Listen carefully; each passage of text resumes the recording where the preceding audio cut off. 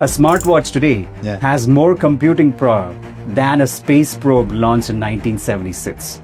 Right now, as we all know, AI is the talk of the town. What is Skillstr and what is your motive behind Skillstr? We believe that technology has a critical role to play here. By using AI, you're able to have very personalized inputs into your feedback.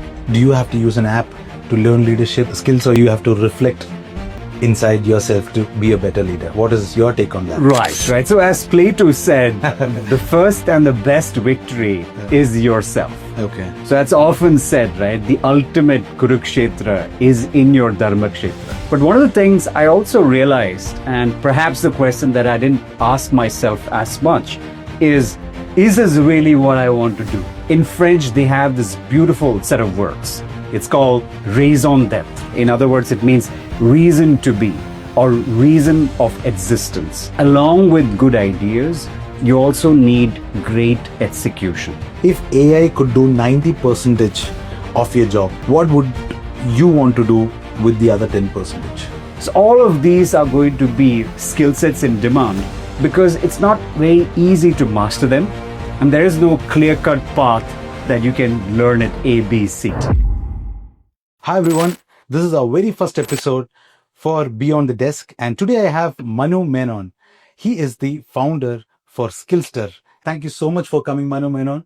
Hi, welcome to the show Beyond the Desk. Thank you so much, because it's an absolute pleasure to be here. Thanks for having me, and thanks to all your team and Red FM as well. Great. For this fantastic introduction. This is going to be a very informative podcast to all of you who's watching this, and I literally wanted to, come up with a show like this because the agenda for the show was, let me be honest with you. Okay. There are a lot of people in Bangalore, especially in Bangalore, who are looking for jobs and who are also looking for switching their careers in different niche. And which is where I wanted you to join us today, because I've seen a lot of people who've been working on digital transformation. He's one of a kind. We would love to know about your experience with regards to digital transformation and your own company, which is Skillstr. Please introduce yourself to our viewers, because let them also know where you come from, where is your origin, and what are you doing right now in Bengaluru. Sure. Thank you, Vikas, for that fantastic introduction. So I'm currently based in Bangalore. It's been about few years now, since 2018. I've largely been in Bangalore. Okay. I used to be part of Bosch. I used to lead strategy for the digital division of Bosch. The last decade has taken me to about a dozen countries around the world, mostly in Asia, Europe, and North America. Okay. Before Bosch, I used to be in Schneider Electric, and before that in a consulting company in Germany. So I have a background in chemical engineering. I did my MBA from France. So one of the reasons why I was all over the place in Asia, Europe, and North America the last decade. So it's been about a year since founding Skillstr. Okay. And while founding Skillstr, I've been wearing a different hat, an entrepreneurial hat. Absolutely. After a decade of transformations while at Bosch, now I'm just rolling up my sleeves and getting my hands dirty into actually building a business, not just advising or being part of a bigger company on building the business. Chemical engineering. So how come there is a change from chemical engineering to digital world? And what exactly is the digital transformation you mean to say here? Because right now I just want to clear this for all the viewers. Okay, because digital means there's a lot of aspects about digital. Let's say social media, or all our social media platforms and marketing automations and whatnot. But apart from that, there are a lot of hardcore digital transformations when you say about Bosch or Schneider Electric, and you have companies' digital transformation into different realms. We would like to know what exactly is this digital transformation. Sure thing. Yeah, first and foremost, I got into chemical engineering very much because of my own dad, who was deeply into sciences and chemical engineering for many years. Okay. And I loved science as a kid. But through the course of my engineering, I realized that while my love of science exists, I also deeply love the strategy part of science. How to get things out of laboratories or industries into real life, build businesses, build products, using the knowledge of science and engineering. Okay. And I love how you mentioned about digital transformation there, because if you look back into our life, like last few decades, right from 60s, 70s, all the way to 2025, what we can see is connectivity and computing have profoundly changed the entire life all around us, right? internet has made our world more connected. And at the same time, advances in computing has ensured that a smartwatch today has more computing power than a space probe launched in 1976. Okay. So that's how far we have come from. And all of this is actually in the gamut of digital transformation, but the devil is in the details. Right now, as we all know, AI is the talk of the town. Oh, yes. It's always about AI-led digital transformation. But up until now, it's just about enabling real life through digital mediums. How best can you do it? As you pointed out, it could be about automation. It could be about efficiency. It could be about making your jobs faster, using AI and beyond. That's a perfect example. All right. So what is Skillstr and what is your motive behind Skillstr? Right. So it's been a long journey coming, and this journey came about during my own career. And one of the foremost things I realized is great education is important. It helps you get into good places. It helps you, gives you great doors. It opens up a lot of things. Correct. But once you are in a corporate, once you start working in a corporate, what you realize is what gets you ahead is not just your technical competence alone, but it's also about many other competence that are often under-articulated, under-taught. Everything from communication to how do you influence people, all of these become very important as you progress in your career. So during my own career journey, I realized that there is no real scientific way today, especially using technology to impart these skills to well-meaning professionals. So at Skillstr, we are building an AI app for enabling professionals lead better. Enabling professionals lead better. Right. So it's an AI app for leadership development. If I want to use this app, and this is going to support me to be a better leader in any company or any other company which I'm trying to jump, is it? Right. So what you realize is leadership has a complex definition, and it's not limited by functions or segments. Right? You could be doing a marketing role, you could be doing a strategy role, a product role. But what you realize that leadership as a competence is a sum total of multiple skill sets, cognitive skill sets, interpersonal skill set, leadership skill sets itself. So how do you build competencies around all these skill sets is the idea behind Skillstr. We believe that technology has a critical role to play here. By using AI, you're able to have very personalized inputs into your feedback, the exact areas of improvement that you need to work on, etc., and eventually help you build up these muscles of leadership. Wow, boy. I mean, I have to check that though. You said it's an app. Right. So is it already available for people to, work on it or check on it, or is it in a beta version? Yeah, currently it is in our beta version. We have a thriving beta community.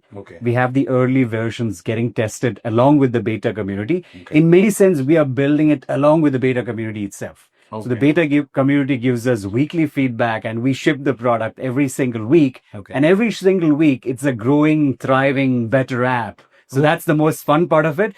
But at the same time, it's just been a few months since the beta version launched. Awesome. So it's been a year of validations. I've been personally looking at multiple market segments as well. And I realized that working professionals, mid-career working professionals, especially as the market segment, who are very thirsty, hungry for opportunities. They want to grow in their career.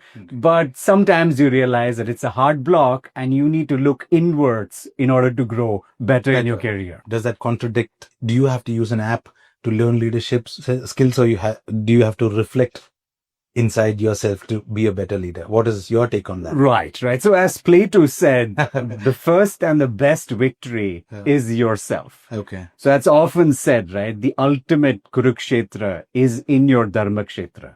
So the point is, mind is our biggest battlefield. So the app is merely an enabler, just like a leadership trainer or a coach is an enabler. The transformation is always inward and within. Oh, wow. That's a fantastic explanation. Wow. Let's get into small understanding about you more deeper. Sure. So I would like to know, what's that one thing you've achieved that looked great online but felt hollow offline? So all these years when I looked back, I mean, we all probably had a pretty crystal clear template to play, right? Do well in school, do well in academia, and then get into a good college, get a good job. Your life is set. That's sort of the playbook that's the usual playbook that we all sold right? Correct. And that for sure makes a lot of sense. Yeah. It continues to make sense because at the end of the day, education is important. Getting into great colleges are important for sure. Yeah. But I also realized that during this journey of achieving things, achieving academic goals, achieving good colleges, getting good jobs, etc. While I was doing well strategically, financially, or operationally. I was very happy into companies that I've been associated with. But one of the things I also realized, and perhaps the question that I didn't ask myself as much, is this really what I want to do? Okay. Having a title is one thing. Having the achievements is one thing. Correct. But is it deeply from your bare bones what you want to do in your life? Now, that's a very hard question because it's not easy to answer that question. Even today, I go on journeys to answer that question. But I believe having that sorted sort of life sort of thing was a great thing on paper, except inside, it was always a wake-up call like, is this what you want to do? Are you doing the best that you can? And such questions kept arising. I'm sure most of the viewers have the same questions inside them. So let's just shift a bit from corporate to the other side. So if your career were a movie, would it be an action film, a slow burn drama, or a beautiful existential crisis? Wow. So now that I'm wearing a startup hat, I guess it's more of an existential crisis every 24 hours. No. Because there's always a high, there's always a low, you're figuring things out that you never knew before, etc. Right? So I don't know if there's one movie, but I think the biggest learning that I've had is just like in movies, there will be happy times and there will be sad times. But the point is, are you able to get back up and keep at it? Okay. So a champion, more importantly, always shows up. So showing up every single day, it could be a workout, it could be what you're learning, it could be your work, whatever you're doing in your life, where you're putting a lot of attention, effort. Are you showing up without fail every single day? What was missing? In the way we have been taught to think about careers and leadership that led you to build Skillstr. What I realize is most companies have their own approach towards leadership development. Okay. So I used to work at Bosch. Bosch is a 137 years old company. Okay. So very old company. 137 years old. Wow. Right. So, so it's had its own deep, enormous systems built over a long period of time. And probably the company itself has seen a thing or two beyond all of us could see in a lifetime. Companies like Bosch, any big MNCs, take Airbus, take any other examples, European, American, any big MNC. Okay. They all have something called a leadership competence model, right? So how do they look at leadership of tomorrow as far as the company's lens is concerned? Okay. And what do they want to see in future leaders from those respective companies? Absolutely. And that's a fascinating example. But what you realize is that you have to be among the few who have to be chosen. You have to be fortunate to be in the right place at the right time. Whereas all these skill sets are actually equally important to any motivated professional. Okay. So the point is, how can we make this more scalable? How can we make it more scalable at very high quality? So that any motivated professional, you're just a motivated person getting into corporates, and you want to climb ahead in your career, and you want to do it in the best possible way you can. So what avenues do you have? You have a few avenues today. You could do an executive program. You can again continue to keep studying. You could hire a coach, but these are very limited avenues. So we envision Skillstr to be a fun place where you can just have a conversation like we are having conversation. Make mistakes. It's okay to make mistakes. We all learn by making mistakes. Absolutely. But we want to ensure that we are able to give that safe space without the pressure. That's a very important point. And moving further, let's get into a section, the noise. Okay. So usually when you work, how many tabs do you usually have open when you say you're focused? Wow. Right. So I have to admit that up until the LLMs, ChatGPT, Gemini, Perplexity, it used to be a whole lot. Like all of us, I guess. Yeah. Right. So, but now it's considerably reduced. I do use a few LLMs and a few research here and there. Okay. But the number of tabs definitely have come down remarkably. So what's your high score in terms with let's say, how many tabs did you ever open? I think more than like 30, 50 tabs at a time. Do you chase clarity or avoid decisions that might bring it? Yeah. I think until I answered my call to get my hands dirty and figure things out myself, despite being in a very comfortable position, right, to leave corporate, to start up on my own, to build our first team, to build our first vision, to build our first product, etc. I believe I don't think I was probably staying away from clarity. Because the deeper I went inwards, the deeper I asked myself, the answers were crystal clear. But the point is, we are used to safety nets. We are used to a certain comfort in our lives that is very, very hard to give it up.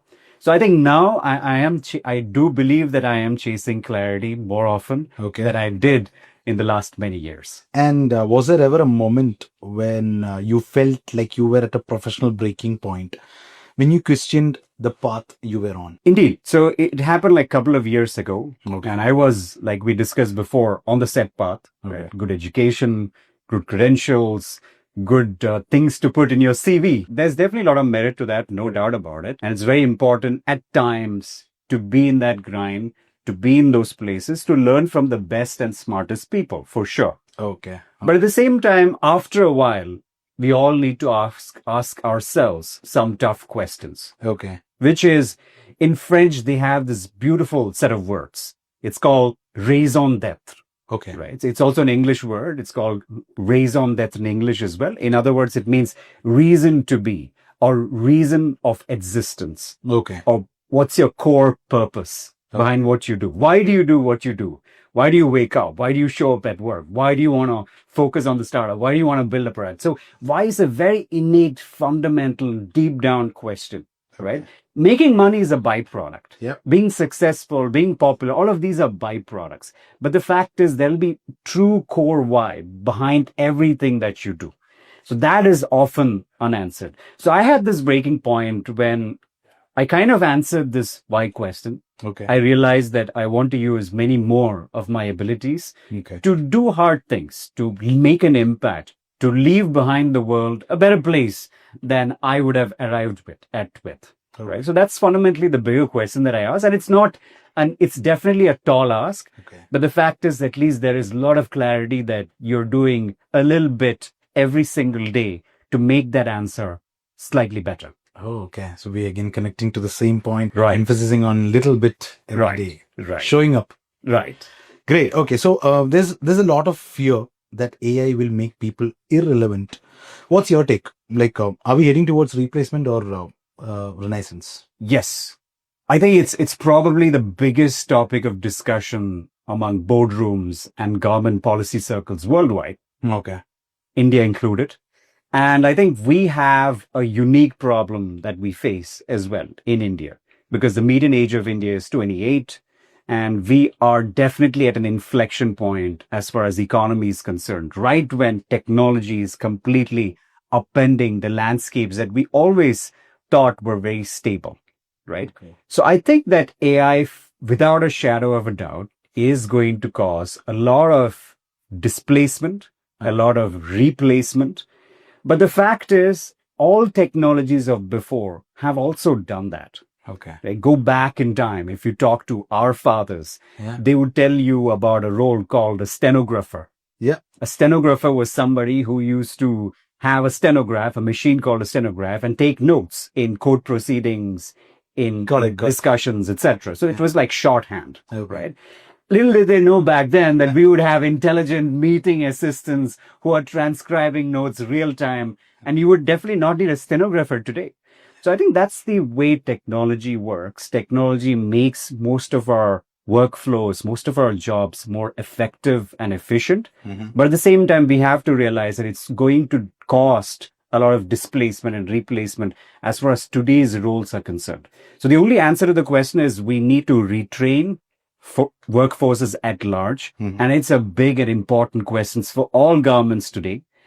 Ideas potentially like universal basic income, etc. may come in. But the fact of the matter is, how do we deal with it is a harder question. And all of us together in the world are figuring out. But technology is definitely going to do many regular routine jobs that we take for granted today. So next we'll get into the mirror. Okay. Some few questions just to ask you, and again, understanding what is your perspective into all these ideas. Okay. So what's your one belief you have outgrown but still act like you believe? Yeah, it's not as easy as it sounds to answer that question. Yeah, but I think looking back, one of the things I often realize and continue to realize is that we always give enormous merit for ideas, and they are very important. Ideas can change the world for sure, right? And great ideas have changed the entire world, compressed centuries into what is essentially years as well. Okay. But the fact is, we outplace our importance on ideas apart from execution. But what I've realized today and continue to realize on a daily basis is, along with good ideas, you also need great execution. Okay. Thinking is great, but how do you translate thinking into action? And how do you be effective and efficient while you're at it? That's what matters even more. So even if you look around, the most successful companies, the most known products, they may not be having the best ideas, but they were able to execute it well, even with an average idea. So even if you have an average idea, if you're able to execute it well day in and day out, that matters even more. So that's something that I've realized. I still have a lot of importance for ideas. Okay. But every day when I show up at my table to start my job, I tell myself, well, execution is the premium. Get to it, get to work. Wow. Okay. That's a crisp line. And what emotion do you, hide best at work? What you realize is, many times when you want to lead big initiatives, when you want to do things that have not exactly been done before, it is a very lonely journey, right? You don't have many questions, and people often look up to you for answers. It could be your teammates, it could be your friends, it could be your family, it could be other stakeholders, everyone from investors to customers to suppliers. Correct. And you need not have answers to all the gazillion questions. And they are right questions for sure. So what I've realized is, it's a very lonely journey. So one of the emotions that you also have to realize is, based on the stakeholders, you need to see what is the context and how do you contextualize emotions within those contexts while accepting their own emotions, any which form that might be in. Correct. But at the same time, having that reaffirmation within yourself that, yeah, sure, I don't have all the answers, but we are figuring it out. How should professionals think about career growth in an age where now linear progression doesn't exist anymore? Right. I love how you said linear progression does not exist. And that's so true, right? So I think first thing we have to remember is the playbook that we used to take for granted, which is how you get into corporates, grow in your career path, maybe stick with one company, two company. That is definitely getting obsolete, right? Because of AI-led transformations, what you can see is the entire career path itself is changing to what we call as a career lattice. Okay. It's a lot of networks. You need to keep building your skills. Lifelong learning will become a norm. Okay. And within the gamut of lifelong learning, how do you promote your points of view, promote your perspectives, connect with people in your network who can help build those perspectives? All these skills are going to matter far more. So growth in the traditional sense, which is you get in as an analyst and you make your way up to a manager, director, VP, hopefully one day executive. I think that linear progression, time-bound progression, as simple function of time, is getting more and more obsolete today. And what we can see is what matters far more is the kind of skills you're able to bring to table. And more importantly, getting things into action. Okay. Right? More than just bringing ideas. How do you get things done? So having that point of view, demonstrating in your career history, start small, but starting small, continuing to do it every day. How do you translate and build your own playbook for transformations becomes very important. What would doing your life's best work feel like? Not look like, feel like. I think for me, it's that fundamental philosophy of flow right? So we talk about flow. Flow is when you are your best. You could be a writer, you could be a director, you could be an actor, you could be a strategist, you could be whoever you want. Correct. But you're at your peak optimum, you're at your peak performance, you're able to get the right words at the right time in the right place. Absolutely. So that's the peak element of flow. And it's backed by neuroscience once again. Yeah. I'm talking so much about neuroscience because I happened to read like a book a couple of weeks ago on neuroscience. So it's a beautiful book. It's called The Leading Brain. The Leading Brain. The Leading Brain. Okay. Highly recommended to all our viewers as well. If you are intrigued by how brains work, Okay. and how can we decode the way brain works into your own life, Okay. that's a beautiful book. Right? Oh. So how getting into that flow, I think, is ideally what doing the work's life's best work feels like. So every single day, if you're able to you won't get windows of flow every time. Okay. So in a day spirit, like let's say 8 hours, 10 hours, 15 hours, I don't know who you believe in terms of work hours, Correct. but the point of time you're working, if you're able to get to a flow state for at least a good chunk of that time, now that's a beautiful day. So I think that's for me is doing my life's best work. Since we've been speaking about AI and a lot of AI integrations in terms with our conversation as well, I would like to know one perspective. Okay, let's say if AI could do 90% of your job, what would you want to do with the other 10%? I think it's coming. And that's a beautiful question. And AI is going to do a lot of things that we took for granted before, right? Everything from note transcription. The stenographers never knew it, but it was coming. So it's going to happen to all of us. And there's no doubt about it. 90% of most things we do will be, if not taken over, assisted in a big way by AI. Okay. So that means what do we do with the rest of the time, right? So I think we need to be human driven. Human driven skills are going to matter far more in an AI driven world. Correct. So what do you mean by human driven skills? Human driven skills like connecting with people, communicating with people, being self-aware, articulating your ideas, inspiring others to action. So all of these are going to be skill sets in demand because it's not very easy to master them. And there is no clear-cut path that you can learn at A, B, C, right? So it's going to take a lot of iterations, a lot of experience, a lot of deep focus to build these muscles of skills. And I truly believe that the more AI permeates in our jobs, the more human-driven skill sets will continue to be important. So, see, that's what the entire take is. Again, we are making it sure that AI is very much in demand, to the system, or everybody needs to use AI. But that's the perspective, right? AI doesn't replace you. The only point is that you have to learn the skill, or you have to learn AI, is what you suggest. 100%. There is no doubt about it. If you can find AI tools, AI softwares to do something better, more efficiently or effectively, why wouldn't you do it? Right? Imagine this, like many decades ago, our forefathers and foremothers used to write notes. Write notes. Yeah. And their handwriting used to be beautiful. Like I still adore my grandfather's and grandmother's handwriting.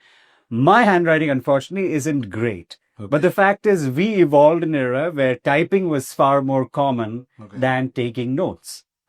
And now we are going to evolve into another era where natural language is enough for an AI assistant to transcribe notes. You don't need to type, you don't need to take notes. Absolutely. But at the same time, does that mean handwriting is going to go off vogue? Handwriting is not important at all? Not necessarily, right? Handwriting is still important.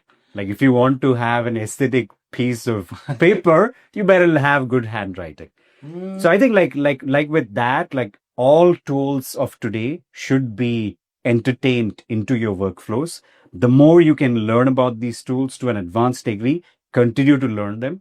And the fact is that every single week, even, we are seeing tangible progress in the kind of models, in the kind of tools and software and applications that are coming out. And it's almost like a frenzy that's going on in the technology industry. And all of it is translating into real life changes in the workflows, so much so that we would have agents automating a big chunk of our jobs.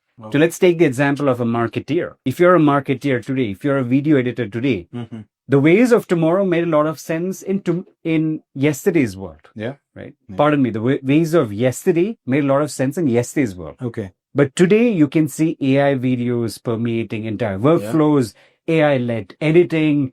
AI is able to do so much more. So the point is, how do we incorporate for those shifts? How do we build on these tools? How do we learn deeply about these tools? All of these become very important for a marketer. Wow, well said, well said. And so, how much of Skillstr is a reflection of your personal journey, and how much is a rebellion against the system you came from? I think, like, when I look back, in many ways, it was a big reflection of my own journey. I have been very fortunate to be in about a dozen countries in a decade of my career, studies, work included. And one of the things I learned from very different cultures, all the way from Asia to Middle East, Europe, and North America, is that we're all far more similar than dissimilar. Okay. Right? So in many ways, the learning for me was, how do you translate good ideas, good thoughts, good work into action? How do you influence a larger community with your work? How do you inspire any simple person, any simple well-meaning professional who's showing up at work to do their life's best work? That really matters. And we don't have a simple playbook to do that today. Correct. So I think in many ways, it's been a inspiration from my own journey.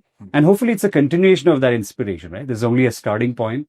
There's a long way to go in terms of delving into the science part of it. It could be neuroscience. It could be behavioral science. It could be psychology. And the more you talk with experts, the more you realize that there are credible advancements in those fields, respectively. And all of them can be well used for this particular use case of learning and development. We are getting into the final segment of this podcast. Theme is connection, empathy, humility. So we're getting into a bit more of your, connection, empathy side. When was the last time you felt genuinely seen?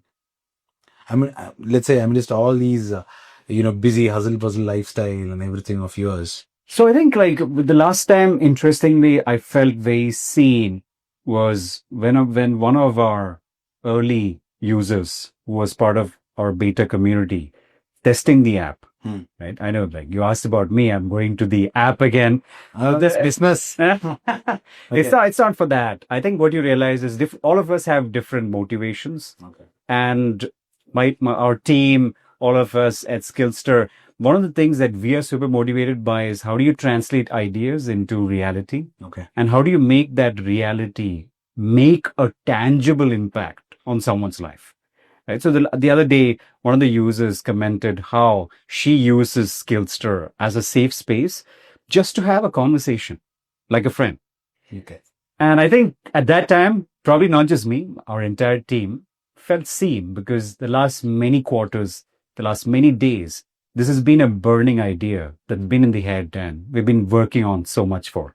So the last example that I can think about is this. What is that you have taken down one quality from your dad in terms with focusing on your, let's say, you building your own foundation for Skillstr? Absolutely. My dad was a first generation wealth creator. Okay. And he had to come from economically not very privileged conditions and work his way up, really. Okay. And if you go back to India at the time, 70s, 80s, you realize that opportunities were also so limited. So like many people from Kerala, he also took a one-way ticket to the Middle East, toiled and moiled in the burning 45 degrees Celsius sun. And one of the lines that he often used to say is, hard work, devotion to duty, and sincerity will always get you pinnacles of glory. So his definition of success was very much intertwined with hard work and sincerity. And that is something that I truly take away from my father, because he has been a hardworking gentleman right from that time all the way till he retired. And he has really demonstrated that you could be coming from anywhere, go to a new place, completely different place, build things up from scratch and build your career from there. And as a result, have numerous byproducts, including wealth as a part of it, right? So one of the key things that I take from my dad is this notion of hard work, and the fact that hard work alone is one of the key things of substance that helps you in all walks of life. Well, that pretty well explain about the leadership which you are looking here is none other than, the support and the power which is again given to you from generations. So one final question to you. If someone listened to this podcast and only remembered one line from you, one sentence that defines Skillstr, what would you want that to be? I want to tell everyone watching out there that the real idea behind Skillstr is to enable every professional do their life's best work, right? Leadership development is an important part of it. But the fact is, all of our journeys are unique. All of our journeys are very different. We don't need to compare one with each other. What we need to do is to really reflect what is our purpose, what is our raison d'etre, and really double down on whatever it is that you think your vision, your ambition, and your goals are. Don't be intimidated by what anyone has to say. Nobody ever has it figured out. We all often think that many people have it figured out, but the truth is not really. So I request all the viewers to just go down inwards, reflect yourself, be with yourself, even in fact, have a weekly meeting one-on-one with yourself, if that helps, and ask yourself these tough questions and just double down on whatever comes to your mind. Well, that's fantastic. I'm sure that the viewers are going to enjoy this podcast because there is a lot for you all here. So people who are interested to look into leadership, mentorship or, mentoring sessions, you can definitely check Manu Menon's website and maybe check Skillstr itself, the app itself to understand and, subscribe or maybe look into your own growth in terms of leadership. And with that saying, thank you so much, Manu, for coming over to Red FM Bengaluru. This has been an amazing, podcast. Pleasure is all mine. Thank you Sure, very much, because beyond the desk, the idea is awesome. Oh, thank There are so many of us out there working as professionals because of our circumstances. Okay. But beyond the work desk, who are you? What do you do? Why do you do what you do? These are all hard questions. And it's, programs like these that really converge and help all of us come together. Yep. So to you and to the entire Red FM team, thank you so much as well. Yeah, absolutely. In Red FM, it's not only about entertainment, but we also support in terms with, education and everything, all the perspectives. Now, this is going to be emphasizing more of people who would love career growth. On that note, we'll be winding up the show. Red FM, बजाते रहो. बजाते रहो 90.5 Red FM. बजाते रहो.